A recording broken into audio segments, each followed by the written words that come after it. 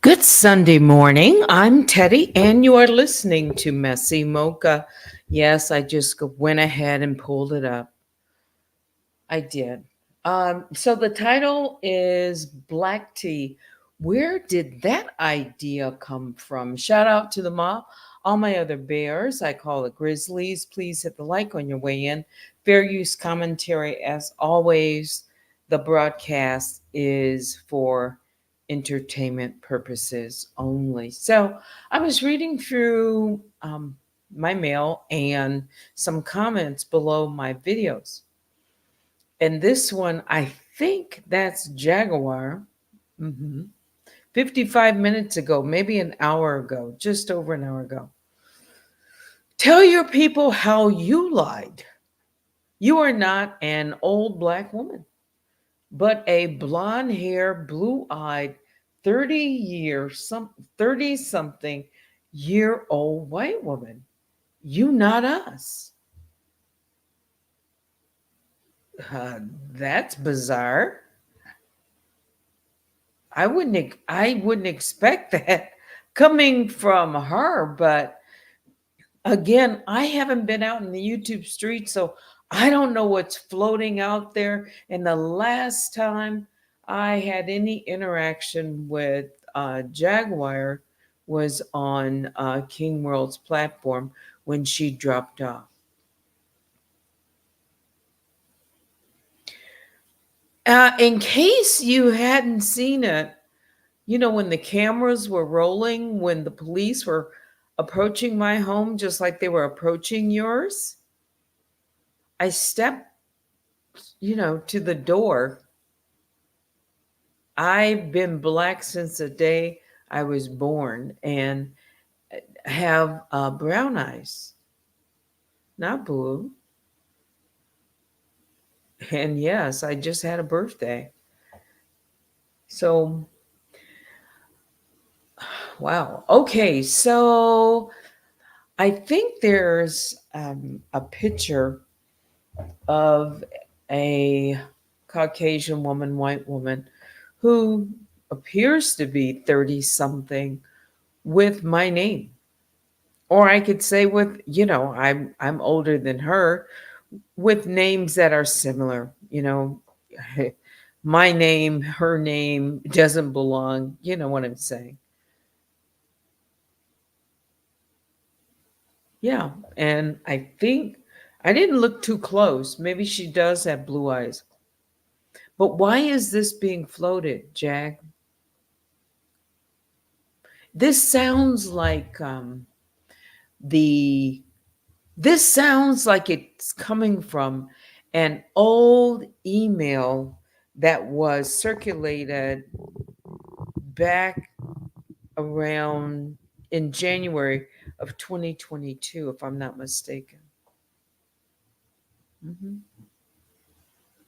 Yeah. Are you behind? Like, are you getting sent some information and it's 2 years old or three? I mean, I don't know. I just, I just had to throw it out because to me it's kind of bizarre. I mean, tell the people how you lied. You know what, Jag? It seems like from the last time you and I were on a panel together, yeah, apparently this is part of it. You think, this is my opinion, but it appears that you think that I'm hiding something behind and being cloaked in the appearance of a black woman, but really it's a white woman behind this. That's behind the mic speaking. I'm not. Mm-mm. And when I go live, eventually, I hope to do that sometime this year. My voice is not going to change. I'll be the same voice. It may seem, you know, strange to some. I don't know, but yeah, okay, yeah. Another false rumor. Okay, let me just throw this out on a Sunday. How's everyone this Sunday morning? I did get a little bit of rest. I turned in um, not too long after it ended last night. And then I've been super busy already this morning. Yeah, I have. Reading mail, running a couple of early morning errands and chores and things, for a Sunday. I have taken a moment for myself as well. Yeah, yeah, I have. Okay. Vice President Kamala Harris, along with her running mate, Tim Walz, are expected, I believe, to be at a rally in Philadelphia. At least that's what the notice that C SPAN sent to me and an email in the last hour. It's on their schedule, I think, for 1 o'clock. Okay. I don't know if I'm going to, should be on if I stay on for an hour. But what has been happening in the past, she doesn't come to the mic until, another hour later, you know. So I don't know. By the way, Fox News created a short video clip, and it shows a contrast between Kamala Harris on one of her rallies compared to another rally that she held, and the similarity in not just the talking points, but what she actually said. Has anyone seen that? I happened to um, watch it this morning. Let's see if I can pull it up. And by the way, yes, how many days is it? 85 days to the election. Yeah. Okay. So now let's see if I can pull it up.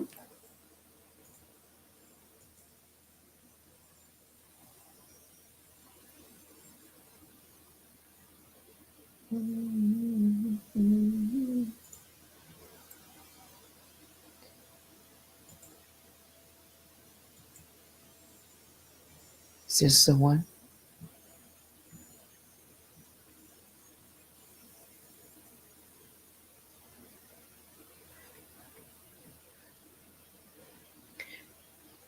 Yes, this is the one. Uh, Kamala Harris gives near identical speeches at separate rallies. And then we'll get into the news here. Well, we're already into it.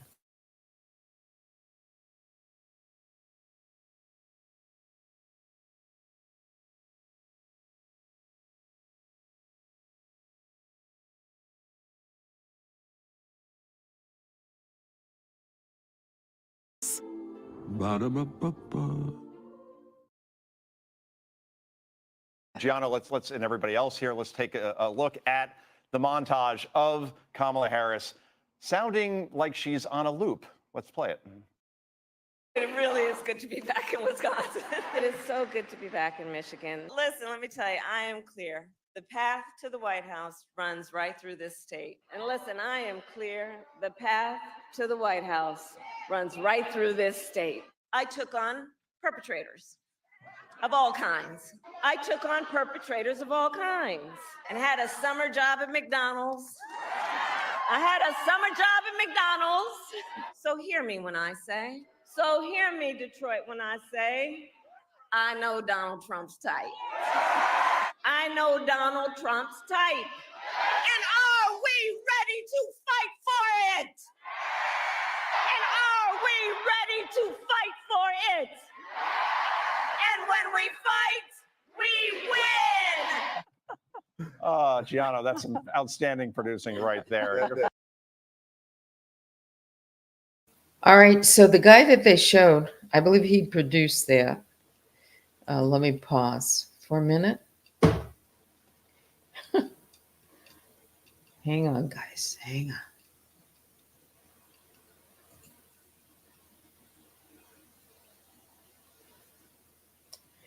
So this morning, even CNN was saying that while the campaign speeches or, out on the stump, that's great. We need to hear all of them. And I'm sure Donald Trump, he's repeated himself over and over as well, in his mantra. Eventually, I don't know if it's going to be before the start of the Democratic National Convention, which will be a week from Monday, tomorrow. If Vice President Kamala Harris will sit down and give some type of news conference, press conference, a sit down with one of the networks, or if she's going to wait until after, the DNC convention is over with. What do you think? What do you think? People are going to want to hear from her about her policies and ask some questions that I'm sure will come about how, if she knew the transition or the stepping down of President Joe Biden and handing over the torch. Also, she is expected, I think I read, she's expected to be in an appearance with Nancy Pelosi, if I'm not mistaken, in San Francisco, if she hasn't already done that. But Nancy Pelosi took a few questions about how she felt, with President Joe Biden, and she seemed to be a little bit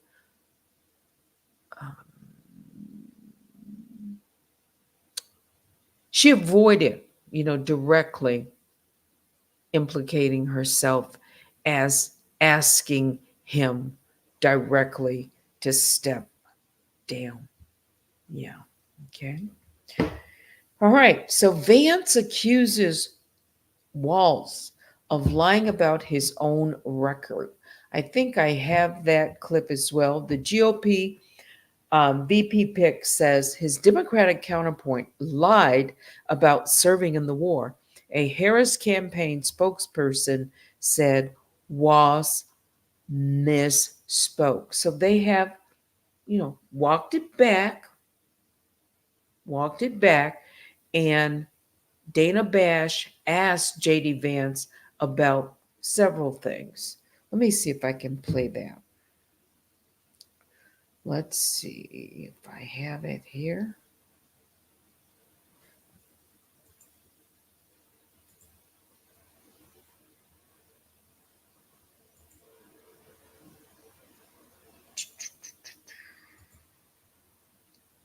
Oh, they keep changing. All right. Let's see if I can play it from this side. Da, da, da, da. How about that?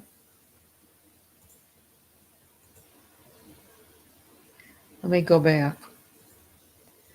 Let me go out of this. Hang on, guys. Hang on.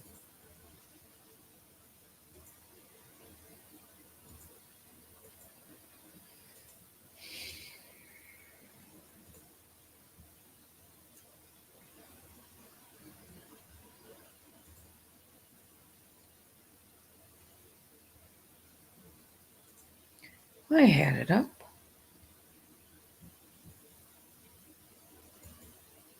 I want to move on to something that Governor Walz has called you and Donald Trump, and that is weird. Sure. And it is taken off. The New York Times reports that when Donald Trump was asked about it, he said, "Not me, they're talking about JD." Well, certainly they've levied that charge against me more than anybody else, but I think that it drives home how they're trying to distract from their own policy failures. I mean, look, this is fundamentally schoolyard bully stuff. They can accuse me of whatever they want to accuse me of. As Harry S. Truman once said, if you can't take the heat, stay out of the kitchen. And I'm doing this because I think that me being vice president will help improve people's lives. So I accept their attacks, but I think that it is a little bit of projection, Dana. If you think about just take a couple of days ago. Tim Walz gives this big speech. He's been announced as the VP nominee. And I remember when I had just been announced as the VP nominee, I gave my big speech and I saw my wife and I gave her a big hug and a kiss because I love my wife and I think that's what a normal person does. Tim Walz gave his wife a nice, firm Midwestern handshake and then tried to sort of awkwardly correct for it. So I think that what it is two people, Kamala Harris and Tim Walz, who aren't comfortable in their own skin because they aren't comfortable with their policy positions for the American people. And so they're name calling instead of actually telling the American people how they're going to make their lives better. I think that's weird, Dana, but look, they can call me whatever they want to. You're saying Tim Walz doesn't have affection for his wife? I don't even understand that. I said that he acted weird, which he did, on a national stage in front of his wife and in front of millions of Americans who presumably were watching at home. And I think that it's projection, Dana. Look, I think this election should be about who's going to solve the inflation crisis, who's going to make groceries and housing more affordable, who's going to secure that southern border. Kamala Harris's record is that she supported all the policies that made that problem worse, Dana. We're trying to say we're going to take the country in a different direction. I really think that it's important to point this out, Dana. Their entire campaign has not been about, here's our policy for how we're going to make your life better, or here's what's wrong with Donald Trump and JD Vance's policies. We're going to name call and hope that you don't notice that we don't have an agenda. That is the entire Democrat approach to this election.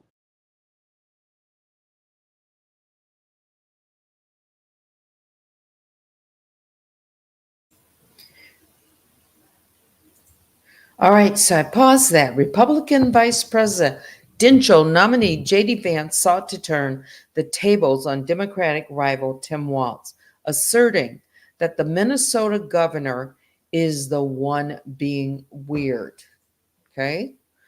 In an interview with CNN's Dana Bash that aired Sunday, the Ohio senator pointed to Walz shaking his wife's hand before hugging her on stage. You heard him say that at the rally in Philadelphia, at which Vice President Kamala unveiled him as her running mate.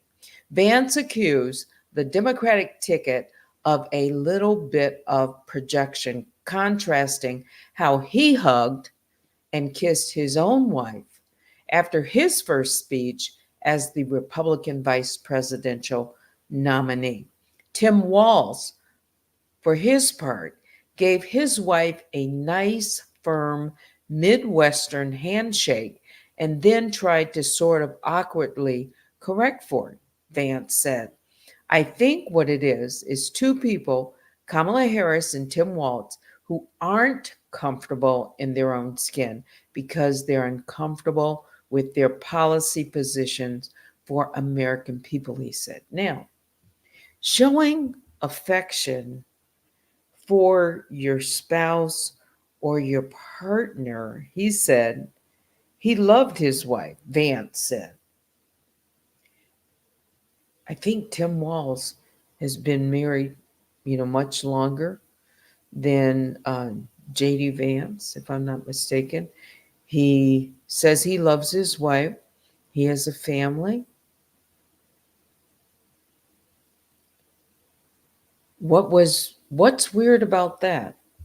If someone doesn't show that kind of affection, in public on the stage at that moment, I think either one is okay. I mean, what do you think about that comment? As if that's what he's trying to say, that that's weird that he didn't show that kind of affection for his wife or that outward appearance. And so they're name calling instead of actually telling the American people how they're going to make their lives better, he said to Dana Bash. Asked whether he was suggesting the governor doesn't have affection for his wife, Vance said Walz acted weird, which he did on a national stage in front of his wife. I'd have to play that back. Body language and all. I mean, it was, before I can really make a full comment on it. I mean, at this point, I was like, okay, he didn't kiss his wife on the lips, I guess. I don't know. In his State of the Union interview, Vance dismissed the taunt as fundamentally schoolyard bullying. The characterization of Vance as weird was fueled in part by comments he made in a 2021 interview claiming that the United States is run by childless cat ladies. He specifically mentioned Harris, who is a stepmother, and Transportation Secretary Pete Buttigieg, who would soon afterward he adopted children with his husband. Vance said, of course, he acknowledges the families of Harris and Buttigieg and argued his comments were taken out of context. So, with less than 3 months until Election Day, Trump and Vance are confronting a wildly different race than the one they faced last month. I think what is happening is the polls. Have you seen the polling numbers where it appears that Vice President Kamala Harris is leading the Trump or leading Donald Trump? I think it's by 3 points. This would be in Michigan, Pennsylvania, and Wisconsin. Pennsylvania, Michigan, and Wisconsin. So she's gaining momentum leading into the Democratic National Convention coming up in a week. She's good. If this continues, she is going to be on fire in 1 week. Yes. I see Mimi Twin is making a comment.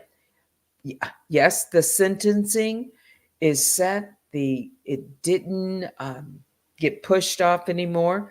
Hashtag 45 sentencing in New York is scheduled for September the 18th. If I'm correct, I believe you are correct. I read that. I believe the ruling came down. Let me just pull it.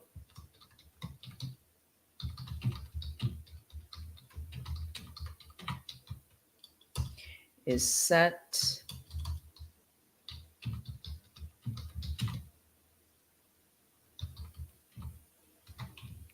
Just how I want to word it. Yes. September 18th. Politico, ABC News, Washington Times, NPR, and so forth and so on. The sentencing, which had been set for July 11, will now take place less than 2 months before Election Day. Donald Trump's sentencing in his Manhattan criminal case had been or delayed until September, but that's when it's scheduled. What if?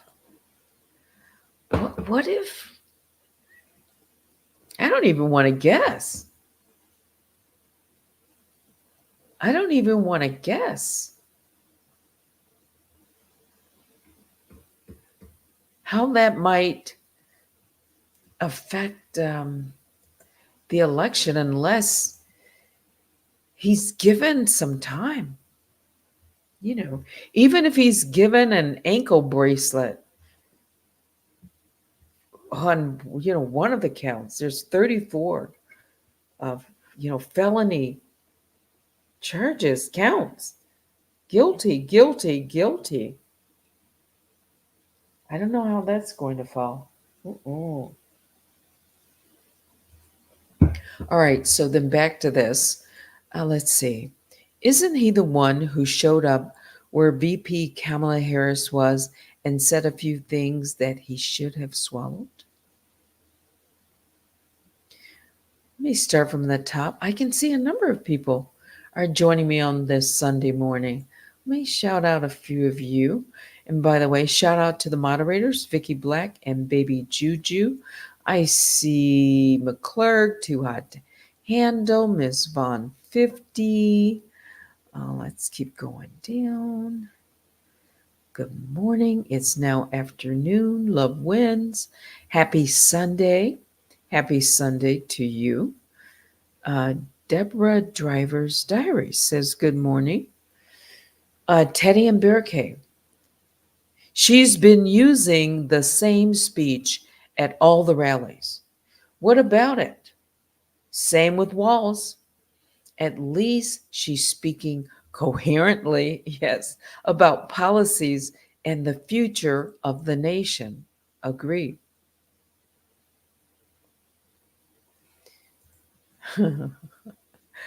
In Donald Trump's last rally, they did say he was all over the place and in kind of not following the teleprompters and getting off message in a ramble. Yeah. I think he was a little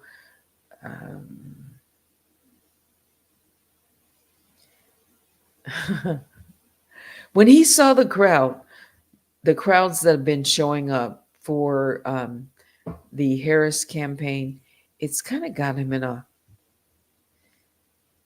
in just a little bit of a tiff, I'll say. All right, so we've got, who else?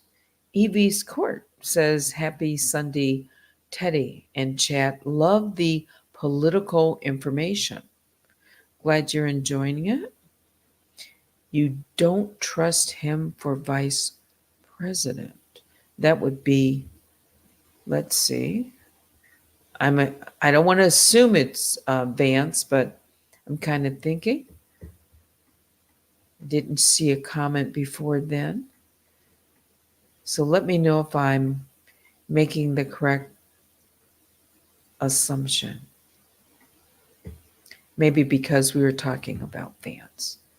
Yes, we must all vote. Good afternoon. Got Gia Papaya. What ifs? I was thinking about the what ifs. Like, what if? President Felon. Okay. Trump is afraid. I guess that's probably a good way to describe it, or at least a little rattled. All right. Mimi Twin says, I'm getting a kick out of listening Oh, to Michael Cohen. Give his commentary. I haven't listened. He is so hilarious, you say. Now, is he over on TikTok giving his commentary? And at the same time, isn't he selling some merchandise? I'm going to have to include some of Michael Cohen. You know he will be on the mic or at the mic on the 18th during the sentencing. As a matter of fact, that will be the lead story. I predict that will be the lead story unless uh, Israel and Iran are at war. Okay. There really won't be any bigger story, I don't think, than that. When, the former president has to face sentencing. Yeah. You're searching for him. Okay, so if you find it, you can email me right now at unwinewithteddy@gmail.com. Okay. Let's see what else is in the news that, oh, something about Dana Bash asked JD about Kamala Harris's racial identity. I think that was in the last clip. I wasn't listening as close for that one as I was for, he was talking about Walz. Maybe this one is different.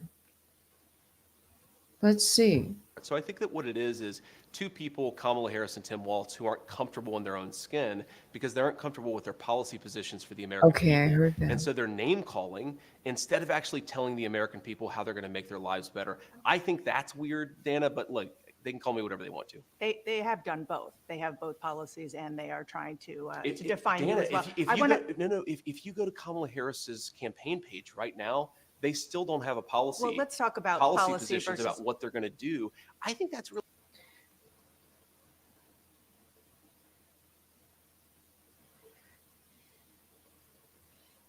Now, in that clip, I didn't hear her ask anything about racial identity. Okay. During an interview, let's see, let me just skip like straight through it. Republican vice presidential nominee JD Vance says, oh, Kamala Harris is whatever she says she is, and echoed Donald Trump's false comments about Kamala Harris's racial identity. Interesting.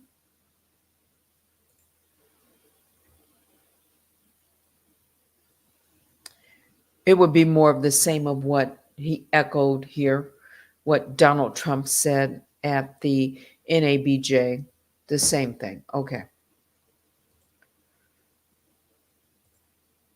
Wait a minute. Why is it slow? Here we go. Did you know? Also in the news, the Trump campaign has been hacked. That's what they're saying, reporting on. Let's see.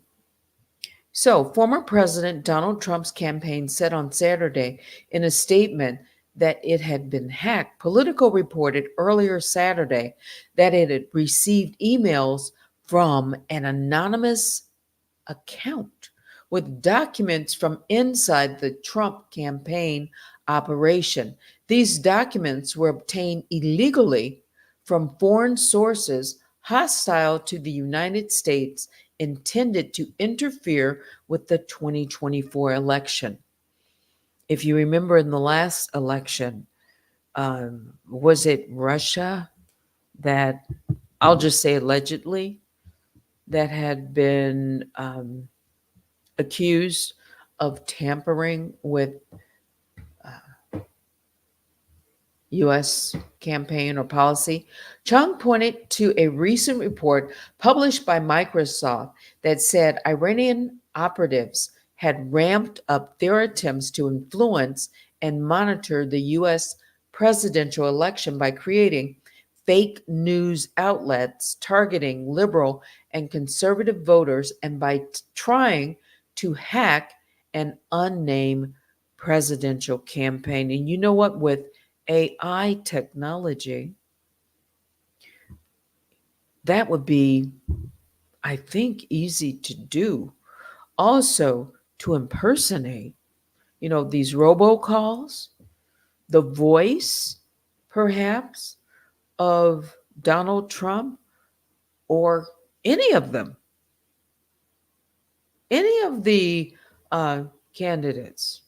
Yeah, on Friday, a new report from Microsoft found that Iranian hackers broke into the account of a high ranking official on the U.S. presidential campaign in June of this year, which coincides with the close timing of President Trump's selection of a VP nominee. This comes after recent reports of an Iranian plot to assassinate President Trump around the same time as the Butler PA tragedy. Wow. Chung said that the Iranians know that President Trump will stop their reign of terror just like he did in his first 4 years in the White House. Any media or news outlet reprinting documents or internal communications are doing the bidding of America's enemies, and doing exactly what they want. It's still not clear whether Iran was responsible for the hack. The Iranian mission to the UN said it does not accord any credence to such reports. So that's what he's claiming. He's been hacked. If you look around, everything is inspiration. My best friends and I own Pirate Worldwide. We're on a mission to discover as many ideas as possible. Adobe Acrobat AI Assistant is super helpful. So I use it to get to the main points of a document. AI Assistant gets to the answers that I actually need literally in minutes. What type of sustainable things? And it's asking it certain questions, and then you have something that you can build on, and it come out with like completely new ideas. It's all art, it's all expression. That'll be my fulfillment as an artist, to seeing how far we can take it. The Trump campaign revealed today that it has been hacked, and these documents were sent to Politico, which reported that it received from an anonymous account thousands of internal campaign documents. Now, in a statement, Trump campaign spokesman Stephen Chung said that these documents were obtained from foreign sources, suggesting that it was Iran who was behind this hacking. Chung pointed to a report published earlier this week from Microsoft. He said in a statement, "These documents were obtained illegally from foreign sources hostile to the United States, intended to interfere with the 2024 election and sow chaos throughout the democratic process." On Friday, a new report from Microsoft found that Iranian hackers broke into the account of a high-ranking official on a U.S. presidential campaign in June 2024, which coincides with the close timing of President Trump's selection of a vice presidential nominee. Now, this Microsoft report, which was released earlier this week, it said that a hacking group associated with Iran's Islamic Revolutionary Guard Corps, they attempted to break into the account of a high-ranking campaign official in June. They did not say which campaign it was or if it was successful, so it's not yet clear that it was Iran that was behind this hacking. All right, so it seems that Vicky sent Michael's podcast. Let me see if I can look at that. Give me a second. How about this? I love the way that you move.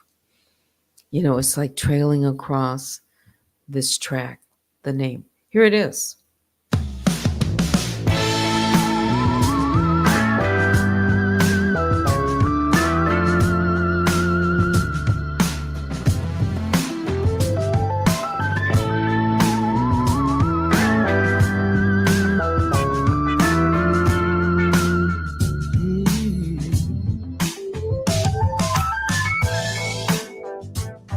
Let's start a new world today. Life is given us a treat. whatever you will throw at me, I'll land on my 2 feet. I'm hanging around downtown, trying to be a part of whatever comes around. I'm looking for something that I can desire. I'm looking for someone to light up my fire. I love the way that you move when you dance to the music, the way your feet seem to float above the floor, how your eyes start to glow when I get close to you, baby. Come on and shake it like you did before. Just a silhouette and flashing lights, moving like a cat on the floor, shining like a falling star. You're bringing me down for sure. Your shaded smile shows who you are, 'cause you've heard everything before. I'm looking for something that I can desire. I'm looking for someone to light up my fire. I love the way that you move when you dance to the music, the way your feet seem to float above the floor, how your eyes start to glow when I get close to you, baby. Hey, welcome back to the Michael Cohen Show. Come on and shake it like you did before. The way that you move when you dance to the music, the way your feet seem to float above the floor, how your eyes start to glow when I get close to you, baby. Come on and shake it like you did before. We are on our journey to 250,000. So if you like what you hear, if you like what you see, even though I'm unshaven, hit that like and subscribe button. All right. So the other day I was doing political beatdown with my co-host Ben myself, and we started talking about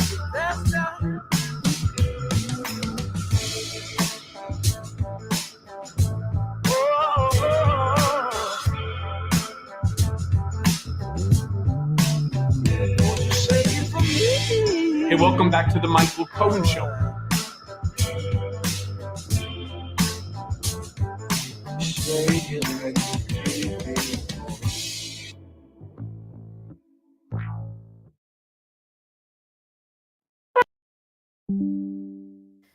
All right, so I was trying to pull it up in the background. You probably heard it.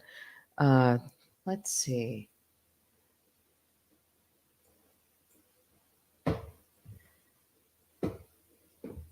Now here I think he's talking about deportation, I think. Let's just hear a little bit of this. Fair use commentary. Let me put up my banner. Just want to listen to his position maybe on this topic. This is from the Michael Cohen. He has a YouTube channel.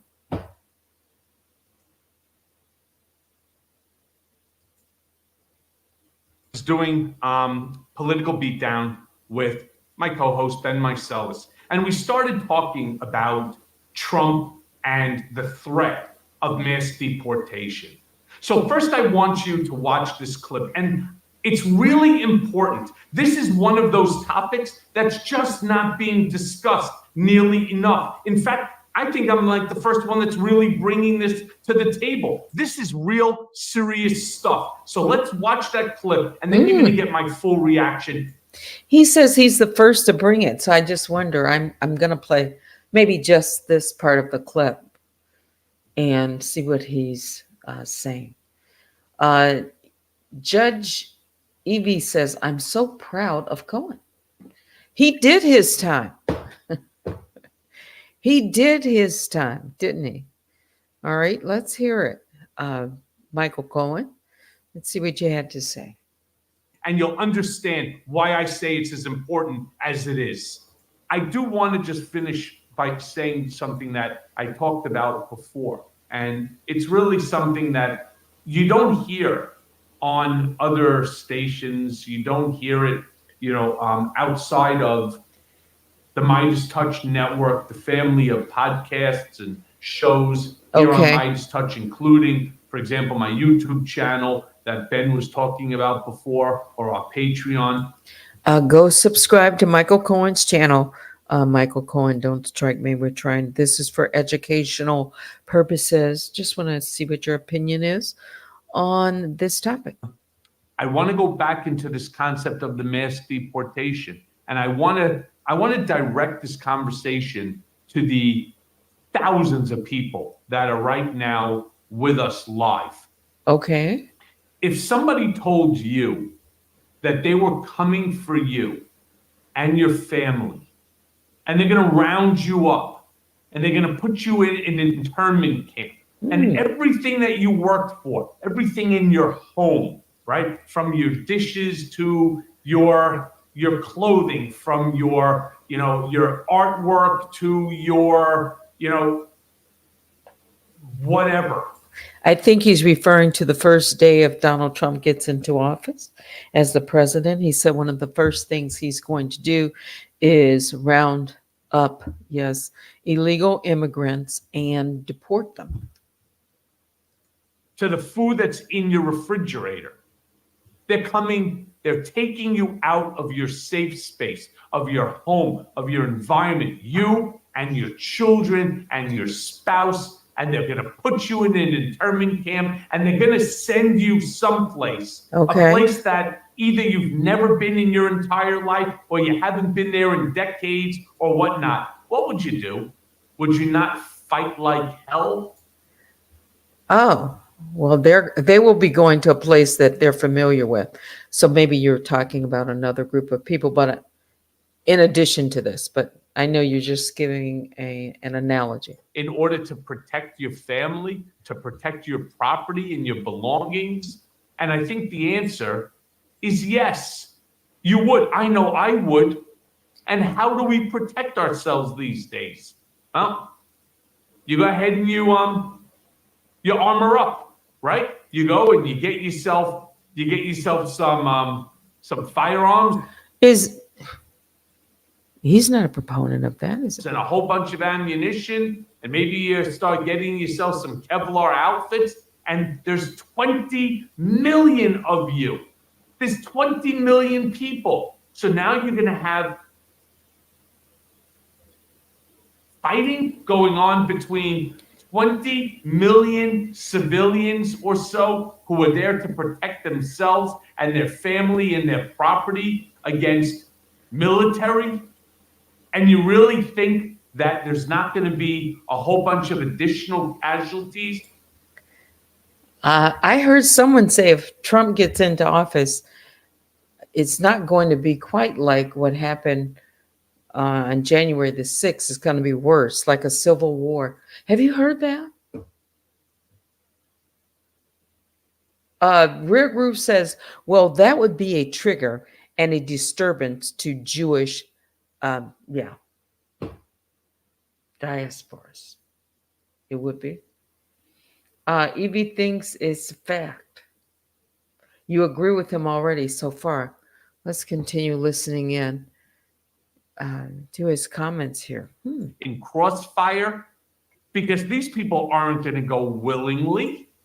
This is going to be, this mass deportation is going to be a mass civil war, fighting amongst so he agrees. Ourselves. And it doesn't make a difference if you're a different race, religion, creed, color. We're all Americans, plain and simple.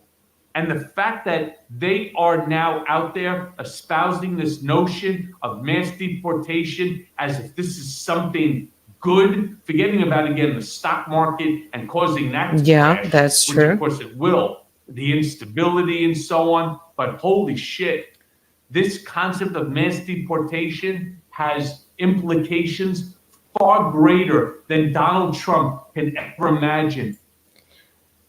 He said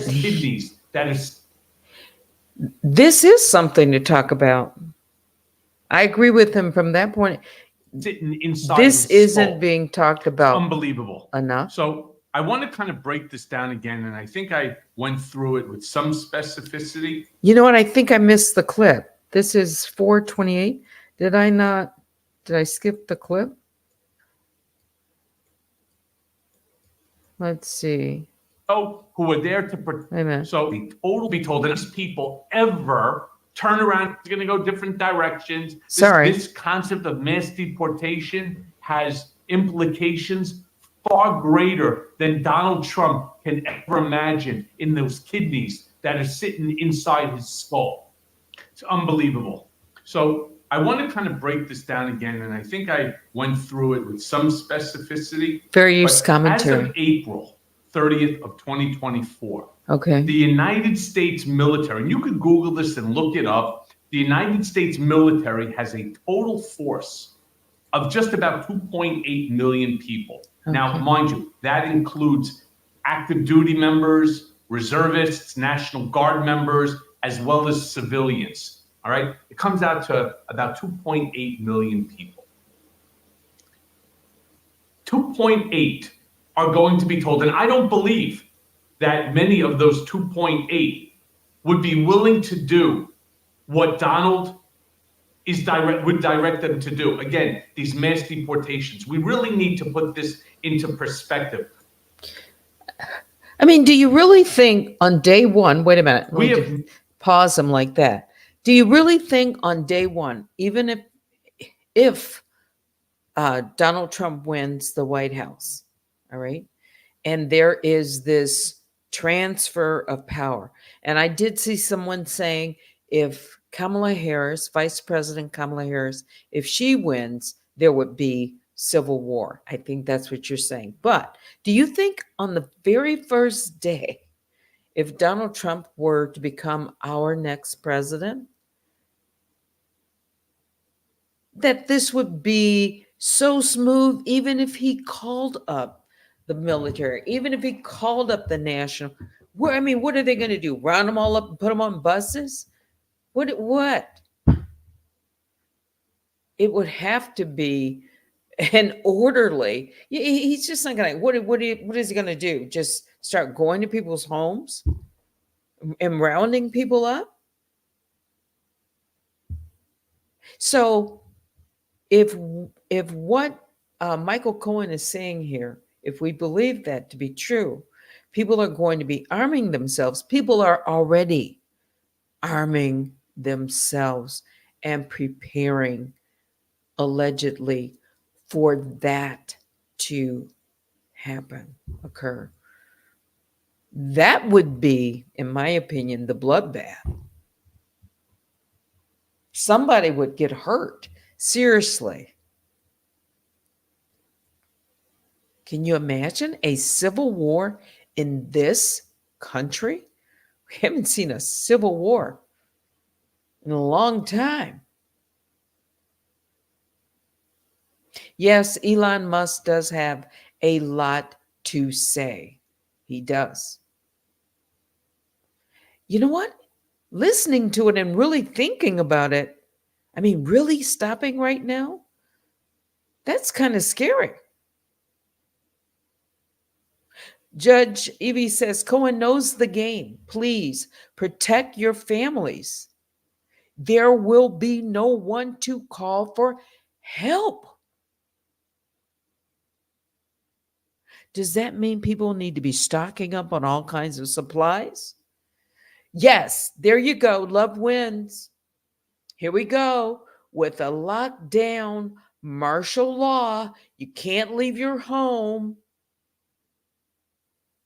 And yes, that can definitely be put into place until the government would get things under control. Wow. You mean people are being encouraged now, those who didn't even bear arms?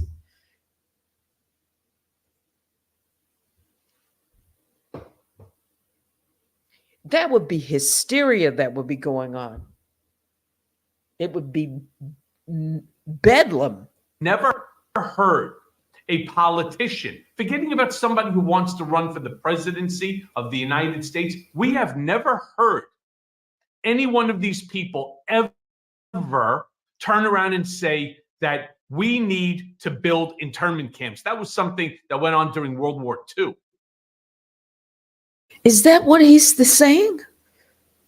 That internment camps are going to round them up and put them in camps first and then deport?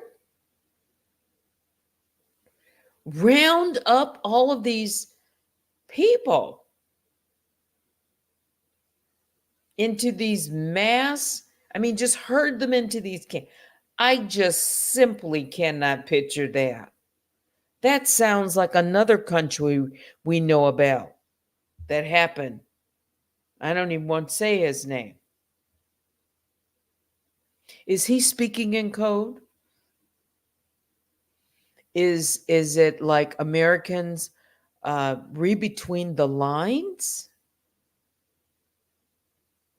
Yes, old school says, I'm afraid of bearing arms.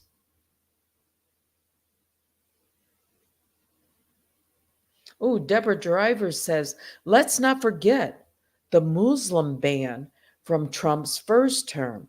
That was in the first 2 weeks. I do remember that. It would be a disaster. Vicky Black. It's the rise of the Fourth Reich, Teddy. Don't be afraid. Judge Evie says, be prepared.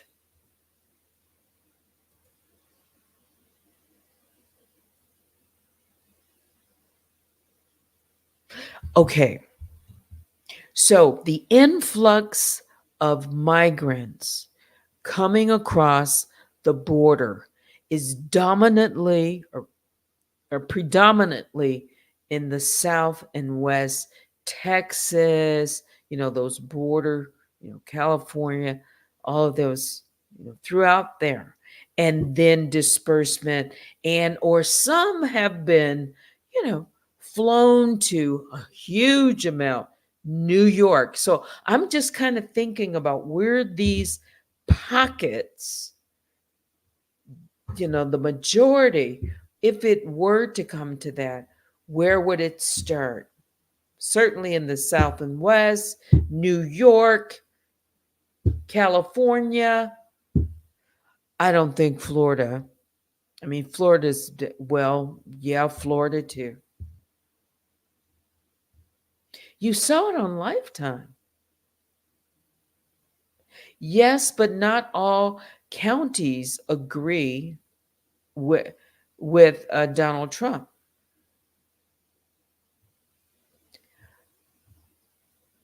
I'm glad you recommended this. Let's hear a little bit more. It's only a few more minutes. Fair use commentary, Michael Cohen. All right. That doesn't take place in society. And I would think that we are better than that today. We realize the mistake that we made by putting Japanese Americans into internment camps. Yes. This is right out of Project 2025's Mein Kampf. This is no fucking joke. Ooh. This is no joke. He's serious about this. And if you think for a second that 20 million Americans are just going to say, oh, yeah, sure. Oh, sure. President Donald turns around and says we all need to pack our stuff, reminiscent of like what we see in the old movies that took place during World War II. Okay. And everybody show up to these gulags, to these ghettos, to these internment camps, surrender all your stuff, right? We're gonna give you a jumpsuit outfit, right? Maybe the same one that Donald belongs in orange, but we're gonna now give you some place to put your head down. We're gonna give you a cot, right? Separate you from your spouse and your children. Everybody's gonna go different directions. This is one gigantic, massive potential fuck up. Wow. You know what? On during Vice President Kamala Harris's campaign recent. So she talked about the fight. This is the fight for democracy. This is more.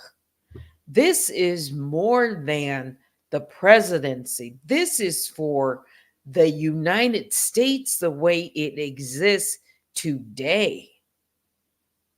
A complete and radical change. I can't, in my mind, imagine that we be going, we're talking about this. We're talking about this. And the realization for most Americans, it hasn't sunk in. It really hasn't even sunk in for me.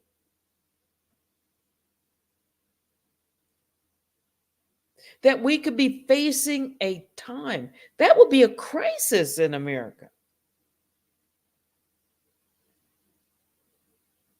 It would be a disaster.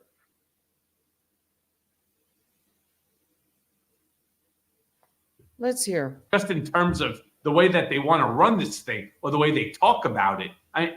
All of a sudden, you really think that these people are just going to turn around and show up because Donald turns around and tells them to? No. Bullshit. Ooh. And I think that the more that I keep talking about this, the more I hope that more people start talking about it. Okay. You will see a civil war in this country, unlike anything since the original Civil War. All right? That's what you're going to see. He said he wants people to talk about this. He wants people to see this and talk about. This is scary because most people aren't thinking in this way.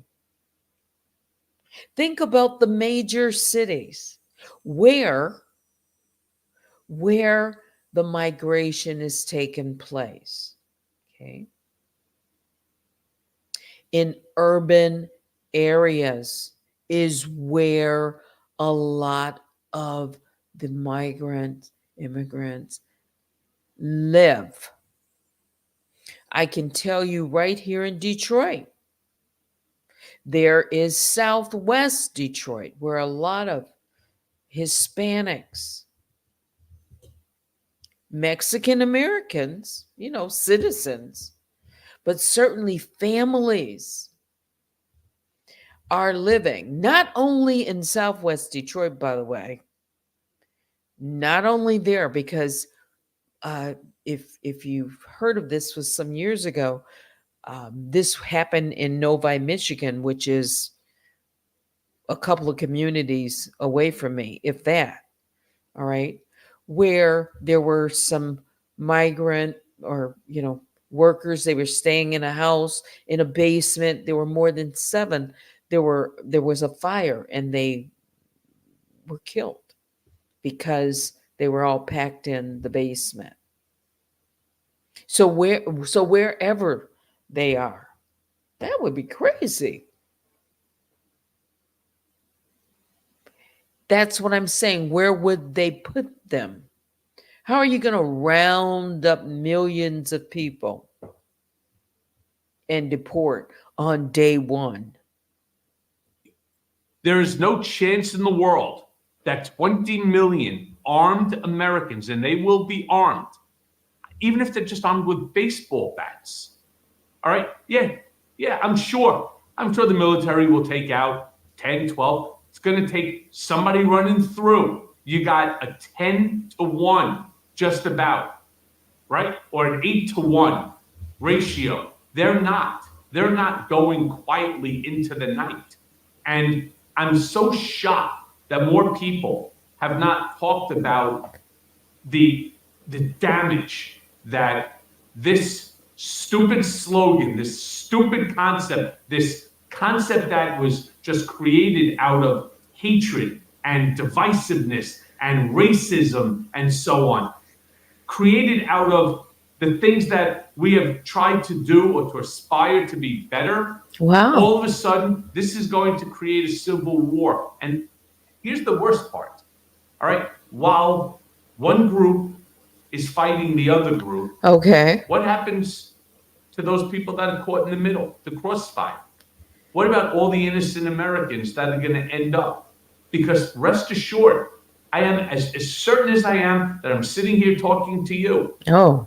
20 million Americans or 20 million individuals who are currently here in America are not leaving peacefully simply because Donald Trump says so. He said you can bet on that.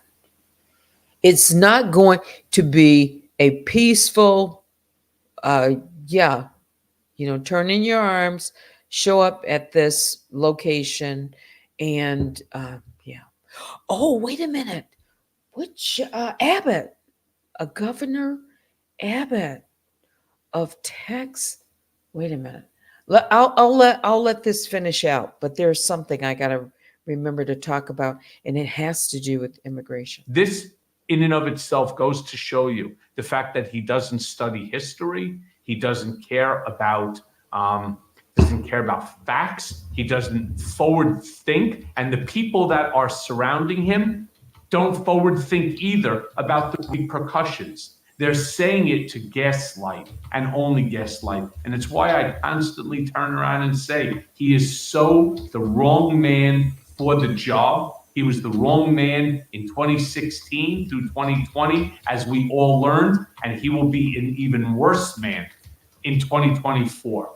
And so I will end this again, as I do all, vote Harris Walz 2024. Hey, everyone. First of all, Okay, so I've got this article here. Let's take a look at it. And thank you. I think it was Mimi Twin suggesting, or Vicky suggesting Michael Cohen to you both. Thank you. Okay, so this was just issued. I want you to see it as much. Okay. This is from the office of Texas Governor Greg Abbott. Governor Abbott issues executive order. Let me just do this. Executive order requiring Texas hospitals to report healthcare costs for illegal immigrants. Okay. Governor Greg Abbott today issued an executive order directing the Texas Health and Human Services Commission, HHSC, to collect information on illegal immigrants who use Texas public hospitals for inpatient and emergency care, and to report incurred healthcare costs due to Biden-Harris administration's reckless open border policies. HHSC will also be required to report annually to governor and Texas legislature all inpatient and emergency care costs for illegal immigrants, so the state of Texas can seek reimbursement from the federal government. Due to President Joe Biden and Vice President Kamala Harris's open border policy, Texas had to foot the bill for medical costs for individuals illegally in the state, said Governor Abbott. Texans should not have to shoulder the burden of financially supporting medical care for illegal immigrants. This is why today I issued an executive order requiring the Texas Health and Human Services Commission to collect and report health care costs for illegal immigrants in our state. Texas will hold the Biden-Harris administration accountable for the consequences of their open border policies, and we will fight to ensure that they pay back Texas for their costly, dangerous policies. So, not only that, but this is a pooling of information, a way to identify. A way to identify, quote unquote, illegals in the state of Texas, because you know that they are going to be seeking and have sought health care, right? Everybody seeks health care at some point or another, and they are going to public hospitals. So don't think that this database is being prepared and collected so that the governor can say to the other governors, look, how much are illegal immigrants costing your state? They're costing Texas millions of dollars, and the bill should not be footed by the state, but rather, I'm going to kick this back to the federal government, because the federal government, under the leadership of President Joe Biden and Vice President Kamala Harris and their border policies, created this financial disaster and payback. That's what they'll say. That's what they'll say. And it will justify part of, when somebody throws up on a big slide and they show you a graph where the costs have, accelerated over time as the number have increased.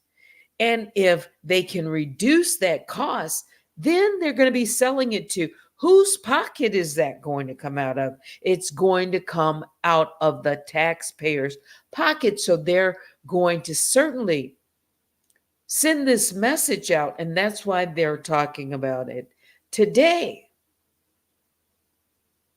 So they're gathering, or will be gathering. No, it's an executive order. You see it August 8th. That was only, a few days ago. 4 days ago. He signed, issued an executive order for public hospitals. They are to collect this information and then turn it over. That way they can compile it, look at it, and say, okay, boom, boom, boom, boom, boom. This could be part of it.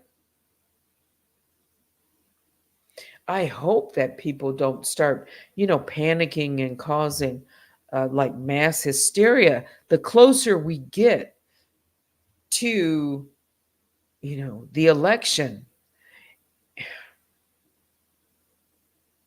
and the closer that we get to January the 1st, 2025,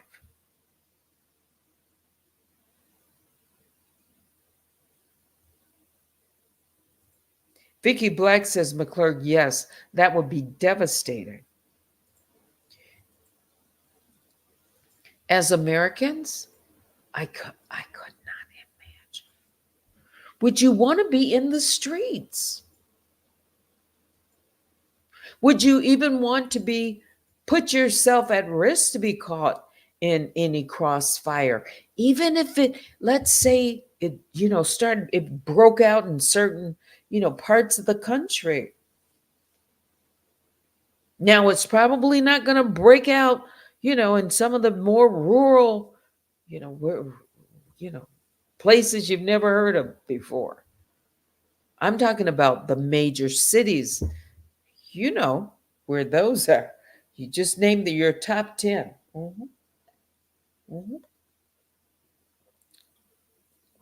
Los Angeles, New York, Chicago, Detroit, Philadelphia, Miami,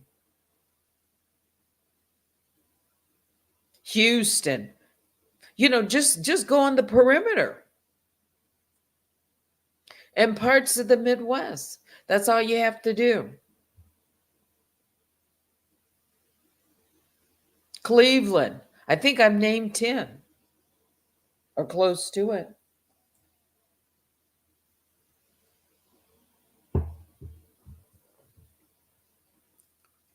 This is a Western global for the right issue.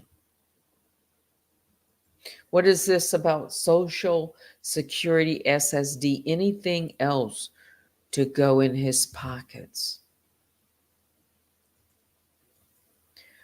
I had not, watched Michael Cohen to really, think about that as a real possibility. As far-fetched as it might sound, a civil war?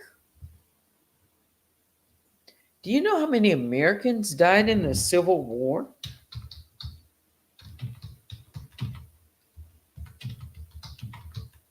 And what that time period was like? Let's see.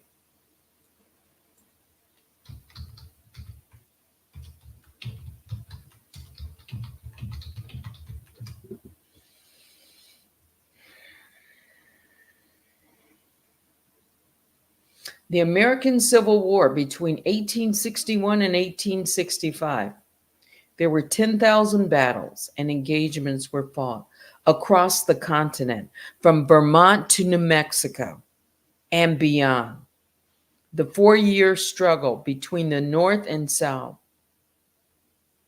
made heroes of citizen soldiers, forever changed the role of women in the society. And it did. That was the, Civil War. It freed 3 million slaves. There's different wars. Wow.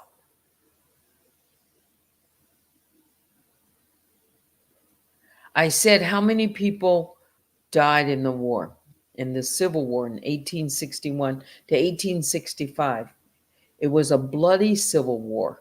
North versus South, Union versus Confederacy, 4 years of intense combat. It left 620,000 to 750,000 soldiers dead, a higher number than the number of the American military deaths in World War I and World War II combined. So a civil war would be a disaster. It would be mayhem.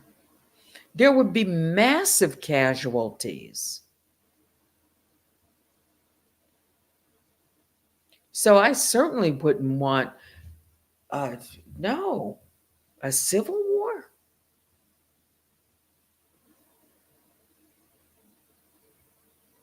McClurg says, my uncle states the same, why slavery is not taught in schools as it should be. Stated. Mimi Twin, who suggested, thank you, being that Cohen worked with, yes, number 45 at a time, he knows him better than most. He certainly is a reliable source of information just because of that. Even if he has a personal, axe to grind with Trump, he was right there. He was right there. He was his lawyer. He was his fixer. He knew, what did he say? He knew where the bones were buried, the bodies were buried.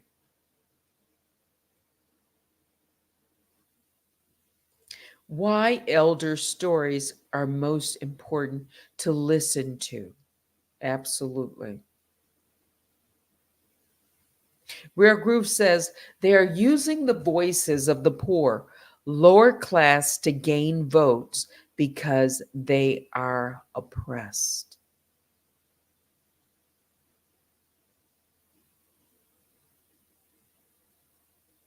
Yes, the information will also be used against the elderly, sick, and disabled, says McClurg.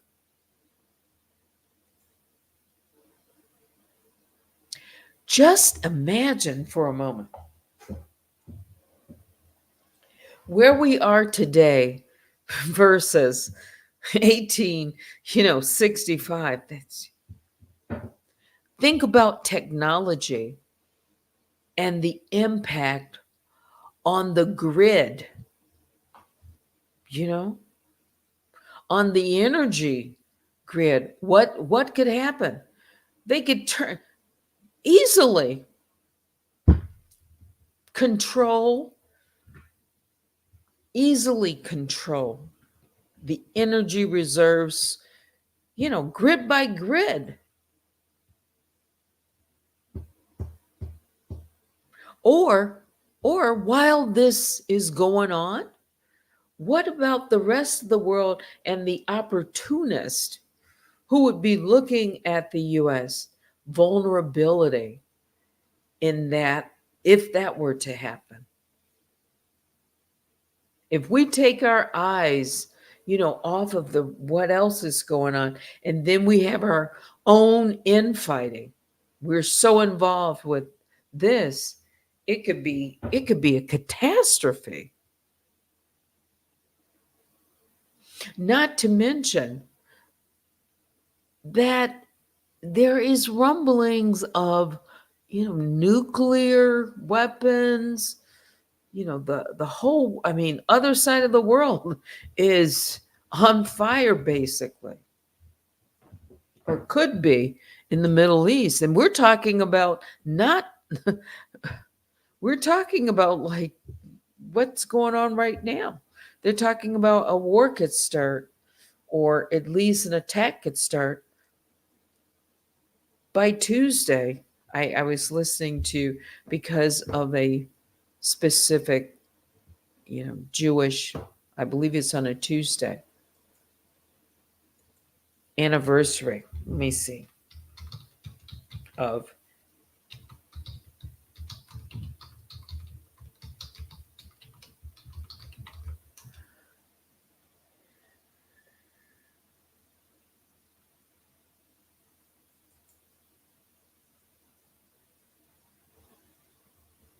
what is the next holiday?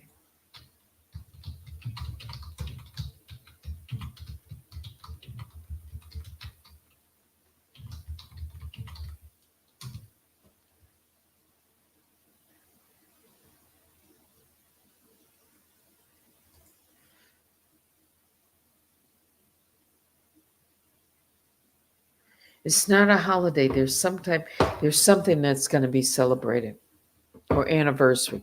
Next week, I'll get it. Any questions, concerns, comments, email me at unwinewithteddy@gmail.com. Just like you did, Vicky.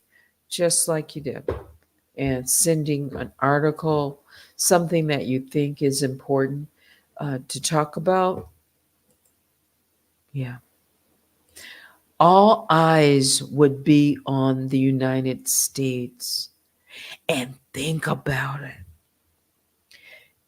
If Vice President Kamala Harris becomes our next president,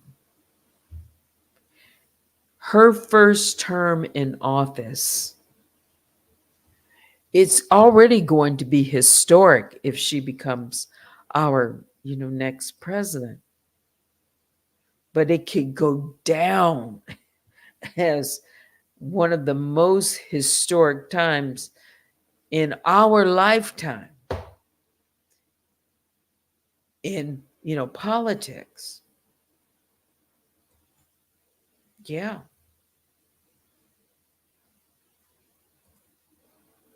And if she should win, do you think it's going to be an easy transition? Well, he's not transitioning from power, but will there be denial in a win? Like the vote is, being stolen. If Democratic and the opposition don't listen to ordinary folks, there will be civil war, unfortunately.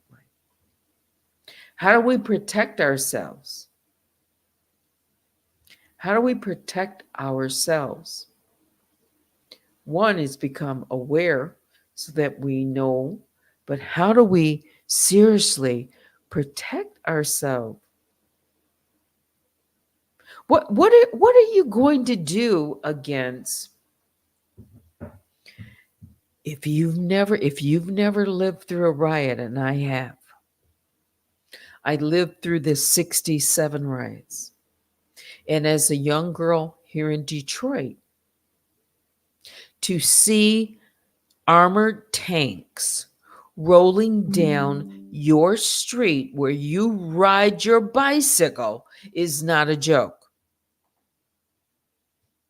They are monstrous in size. It's very frightening. And just imagine, in order to gain control, if they use the National Guard and tanks back in 1967, 68, during that time, it was 67 riot. You don't think that they'll have tanks rolling up and down the streets again or different?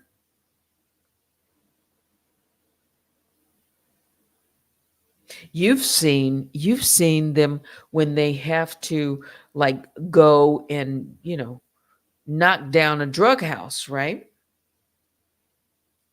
And they take them big, like ram and just boom, like come right in the front door. You've seen that.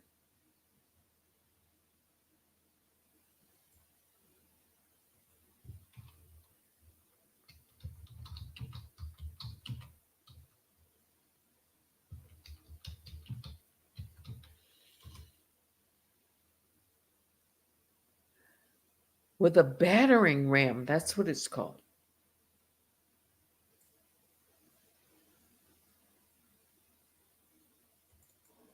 They show this from an archive. Let's see, from LAPD.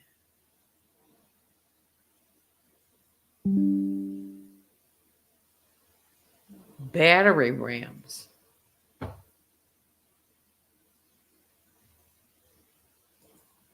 We don't want that coming down the street. I don't. And also, during that time in 1967, when the riots broke out, they absolutely had control of the streets, right? It was martial law. And only certain people were allowed to travel. If you weren't supposed to be out, like, for example, if you didn't work at a hospital or you weren't supposed to be out on the street traveling to work, they'd pull you over. I've heard of, I was a young child, but adults and parents and, you couldn't just be out on the street. No, they pulled you over and ask what you're doing out in the street. At some point when it got out of control, when they, have to take over and calm things down and maintain order. And that means for everyone, not just the people who are causing the bedlam. They got to contain the, area so they can get things back in order.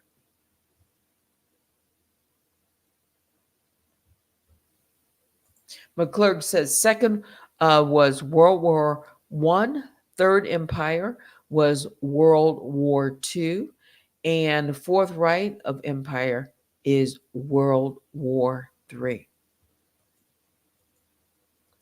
Let the conversation inspire you. Don't let it frighten you. Humans have an amazing power when they join and stand together. No. We should be mindful and know that our vote counts and our voice should matter. And these are the things that are absolutely important. And again, there's many people who aren't even aware of these things.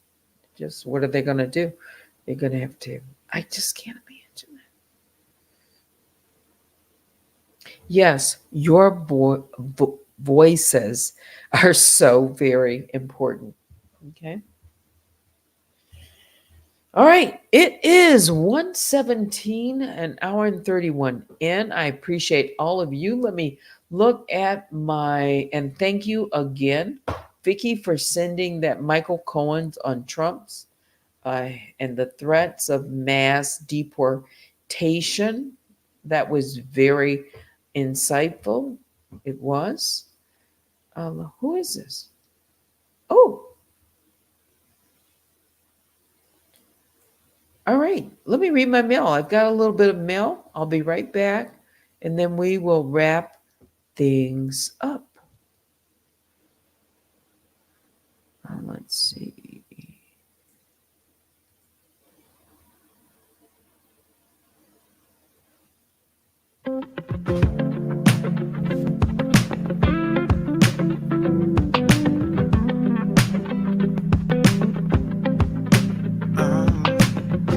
There's nothing that I can say or do, and it seems that words won't change a lot. How can I make it through to you when these silly little words are all that I've got? We can try to just pretend I could hold you once again, 'cause I'm scared of feeling lost tonight.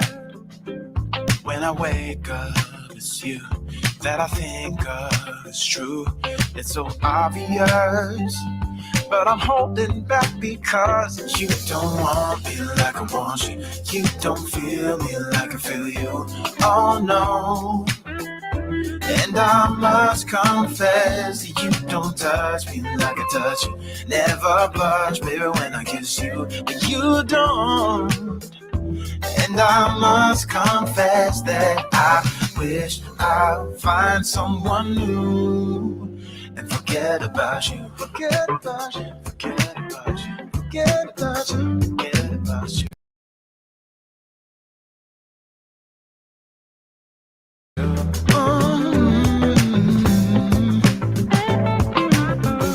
There's only so much that we can save, like a storyline and a few cliches.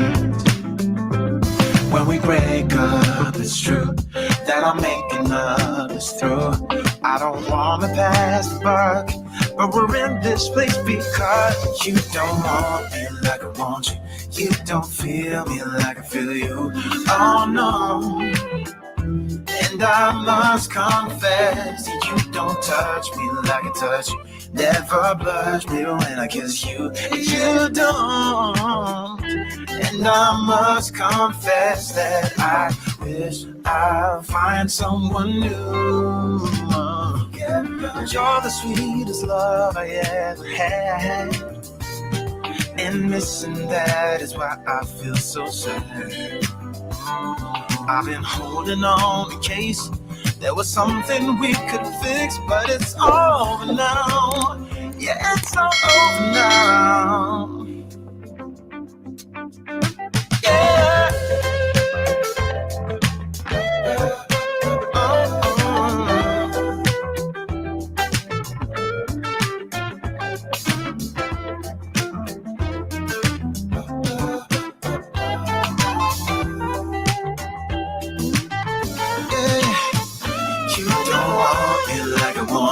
You don't feel me like I feel you. Oh no. And I must confess that you don't touch me like I touch you. Never touch me when I kiss you. You don't. And I must confess that I wish I'd find someone new and forget about you. Forget about you. Well, I can't forget about you, but it's time to go. I appreciate all my other bears, all of you who joined me this afternoon, but now it's time to say goodbye. Thank you all that shared emails, information. You can continue to reach out to me through UNWINEWITHTEDDY@gmail.com. Biggest bear hugs go out to all the Grizzlies. But now it's time to say goodbye. Thanks for watching. Until next time, I'm Teddy. Have a great Sunday afternoon.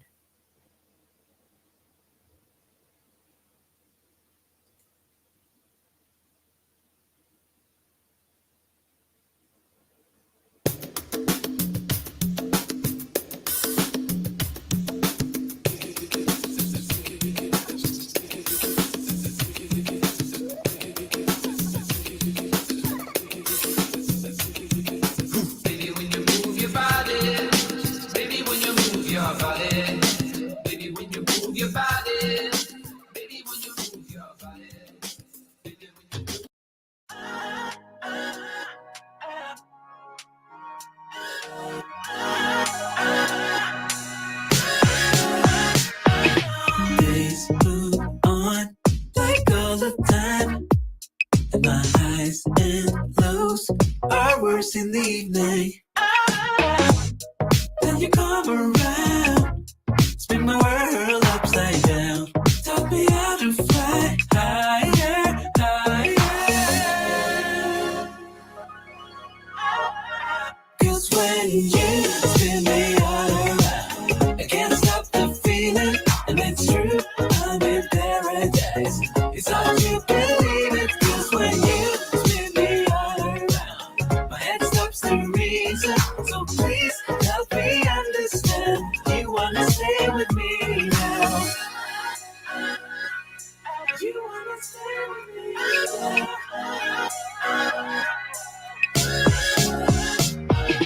Days move on like all the time, and this gray sky breaks my mood every morning.